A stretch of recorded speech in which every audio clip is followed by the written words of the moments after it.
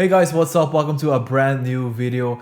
In this video, I will tell you why you will never be successful if you don't do these things that I will tell you in this video. If you're excited for this one, don't forget to leave a like down below. Don't forget to subscribe if you're new to the channel, and let's get into the video. Okay guys, so the thing that I want to talk about with you today is risk management, and not only risk management but also the psychology behind it. So I want to dive right in the charts. I think I can explain it a bit better with live examples in front of us. So first of all, when you start a challenge, an ftmo challenge, a funding challenge, or even if you trade your own account, you need a risk management plan. And I know a lot of people are aware of this. I know a lot of people already have this, but the thing is that a lot of people don't obey it, that a lot of people just neglect it, and a lot of people just don't realize how important it is. Everyone makes a plan, but it is only a plan if you follow that plan. If you don't follow that plan, what are you even doing? These are just words on a, I don't know, on an Excel sheet, on a Word document, maybe on paper, that mean nothing. I've went to this phase, and I've went to several pieces of paper and whiteboards and Word documents where I was writing my risk management plan, where I was writing my trading plan, but I was never following it. I was never obeying it. And I want to make something clear is if you make a risk management plan, especially going into 2023, the only thing that you need to focus on next year is to make yourself the promise that you will follow your plan and you will follow your trading plan and your risk management plan. So you have two types of risk. You can use fixed risk or you can use dynamic risk. What is the difference? The difference is with fixed risk, you always risk 1%, 0.5%, 1.5%. Doesn't matter. With dynamic risk, you change your risk according to the situation. And then in dynamic risk, you also have two other categories that are you change your risk according to your setup. So let's say you have a better setup, you have more risk on the line, or you change your risk according to your account size. Those are the two different dynamic risk plans. I'm sure there will be even more out there, but these are the two I use. So let's give you some examples from the fixed risk plan. So let's say your account is on, okay, I'm gonna make a hypothetical case here. You have a 100k account. You always risk that 1%. So you always risk at 1% and you aim for, let's make it easy, a 1/2. 1/2 risk to reward. With a win rate of 50%, let's say you have a win rate of 50%, that's not that hard with a 1/2. You will have 10k, I'm telling you this right, no, you will have 15k after 10 trades. I did mess this up, you have 5k, I'm so sorry. 5k after 10 trades. This is your fixed risk plan. So whatever happens, you have this 5k. What are the upsides, what are the downsides from this? The upsides, in my opinion, you can never lose more than 1%. But this is also the downsides. You can never make more than 2%. Unless, of course, you change your risk to reward. So this is your fixed risk plan. Let's make it right this, with even a fixed risk to reward. Let's also categorize that. The fixed risk to reward versus the non-fixed risk to reward. Fixed risk plan, fixed risk to reward. Let's copy this bad boy. Now we will have the dynamic risk plan with a fixed risk to reward. Okay, so you have that 100k and you risk between 0.5% and 2% of trade. You still aim for that 1/2 because this is your fixed risk plan. Let's say you still win 50% of the time because nothing has changed, only your risk on the line has changed, so your trade hasn't changed, your risk to reward is still the same, everything is still the same. So remember that I told you we have two dynamic risk plan methods. The one has to do with account balance and the one has to do with trading setups. So let's work out the trading setups first. You need to grade your trades. And if you bought my playbook, you will have a template to do this. And you will see how I did it in the big lines. But basically it comes down to, you will have to grade your trades, your setups with A+, A, B+, B, C, something like this. Just make it like a grade system where you have your setups. If you have 5 setups, you have 5 grades like me. If you have 4 setups, you have less, and so on and so on. So that A+ setup is when everything aligns. All your boxes are ticked. You have that order block on the daily, you have the fair value gap, you have the break of structure, the liquidity has been taken.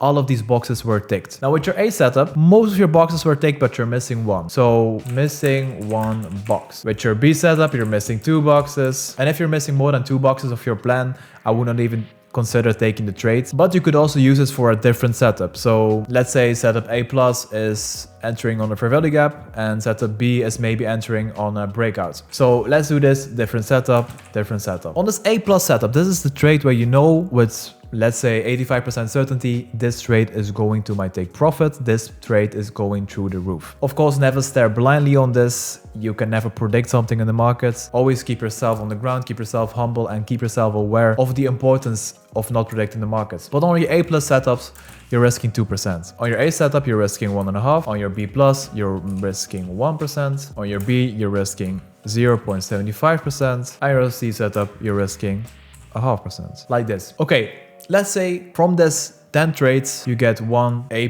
setup opportunity that is a win. This A setup, you get 2 opportunities, 1 win and 1 loss. You know, that happens. This B+ setup, you have 2 wins and 1 loss. Then this B setup, you have 1 win, 1 loss, and on the C setup you have 2 losses. Keep in mind that I'm not just throwing these numbers random at these grades because they have the better percentages. I'm throwing them at these numbers because the higher the grade, the higher the probability is that your trade will be a win. So if your A+ setup, you know you tested this multiple times, and this is 80% of the time a win, you know the probability will be a lot higher to be a win than a loss, 80/20. So there's the risk more on that. The lower your grade, the less likely it is going to be a win. So risk less on that. The ultimate goal is to only take A+, B+ setups, of course, but we're all humans. We all take setups we don't need to take. We all take setups just because we like them or we want to try them or we're trying different things. So that's why this grading system is coming in so handy. These A+ setups need to be so good that they don't come around often, that they come around maybe once a week, maybe once in 3 days or something, because everything needs to align. And you need to make it so perfect that it is quite hard for everything to align, because this is the highest probability setup. So this is not going to be an easy everyday setup. Okay, so if you have this, you will have, let me see. So this will give you 8.25% after 10 trades. And this is just by adjusting your risk. Now the upsides, you can never lose more than 1% was from the fixed risk plan. The upsides is you make more percentages and your trades are more safe. What do I mean by this? Of course, the trades are the same. You're only adjusting the risk. But if you have a great system like this, where your probability is higher, your trade will be more likely to hit TP. And if you risk more on that, you will build yourself a buffer. You will build yourself a buffer to take losses in the future. So in that way, it makes your trades more safe, because you can lose a lot more trades right now. And then the downside, you can lose up to 2%. This is also not a very big deal. 2% is not a very big deal, but it still hurts. It still hurts your account, especially if you're a funded trader. So be aware to put other very good rules in place to not make this a bottleneck. I will come to that later. Now we have dynamic risk plan, fixed risk to what? But right now we're not doing it on grades. We're doing it on account size. So let's say from 97.5 to 100K, your risk is 0.5%. Then from 100 to 102.5, your risk is 1%. And then let's say from 102.5 to 105, your risk is 1.5. And then from 105 plus, your risk is 2%. So this is a dynamic risk plan, and it involves your account size. What are the upsides and what are the downsides? I will just tell it to you. I'm not going to type it out here because it is very easy and very logical. If you're at 97.5K, it means you're on drawdown. So every time you're on drawdown, you're doing either something wrong or you're just taking a loss that could have been prevented. Either way, this system allows you to go into drawdown and to not hurt yourself as much as you would with a fixed risk plan or with the grade system risk plan, because you're only losing 0.5% right now. So it takes you 15 trades, 15 trades from this point in a row, 15 losing trades in a row to lose your account at this point, at 97.5K. And if you're losing 15 trades in a row, you're doing something wrong, believe me. So lowering your risk when on drawdown allows you to figure stuff out, allows you to figure out what's wrong, and it allows you to climb back out of that drawdown. Because if you're risking 1%, if you're risking 1.5% when on drawdown, believe me, it is going to get rough. If you have a solid plan and if you have a solid risk plan and if your psychology is solid, you can get away with that. You can get away with risking 1%, 1.5% when on drawdown. But if your psychology is not solid, if you're not sure if you're gonna make it or anything, if you're doubting yourself, risk less. Give yourself the time, buy yourself the time to climb out of that drawdown. Then 100 to 102, you just risk 1%, just your normal day. This is just your normal playground. Then 102 to 105, this is where you are already in profit and you already made a buffer. You can risk more. If you risk more, your reward is going to be a lot bigger. So why not? The worst case scenario is that you lose your trade and you're back at 101. No big deal, right? So you can risk more. When you're at 105, you're on big profits. And why not risk 2% to get the most out of this account as possible? Now, these all involve fixed risk to reward. I'm not going into dynamic risk to reward or anything, because it really depends on what kind of trader you are. But a lot of people always ask me, what should I do? Do I need to do a fixed risk to reward? Do I need to do a dynamic risk to reward? What do you base it on? I always give the same tip to everyone, and it is, if your win rate is bad, if your psychology is bad, do a fixed risk to reward over 1 over 2. This will give you a boost that you can't imagine right now.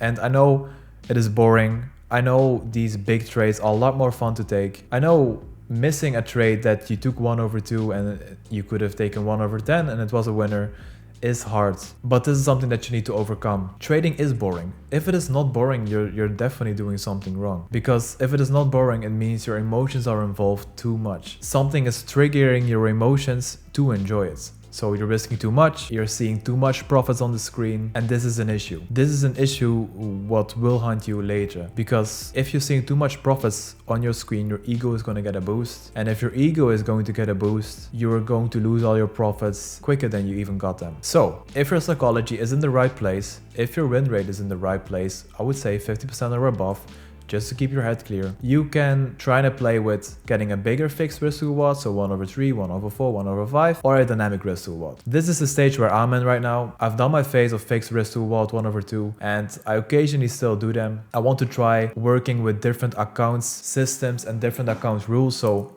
for example, on one account, I will be doing dynamic risk to reward. I will be doing 1 over 2s. But for now, I've done my duties, I've done my 1 over 2s, and I'm turning this into my dynamic risk to reward. So right now with every trade I'm taking, I'm always aiming for the liquidity zone. And of course that depends on what the trade is, on what the setup is. So most of the times my trades are between 3, 4, 5, 6 R, but 1 over 2 is still my minimum. Okay, then the last thing that I want to discuss with you guys, because I think this video is already getting quite long, but this is something that I'm passionate about, and something that people neglect too much, is that I actually have 2 things. Let's save the best for last. Let's talk over the things that I wanted to discuss with you with the dynamic risk plan.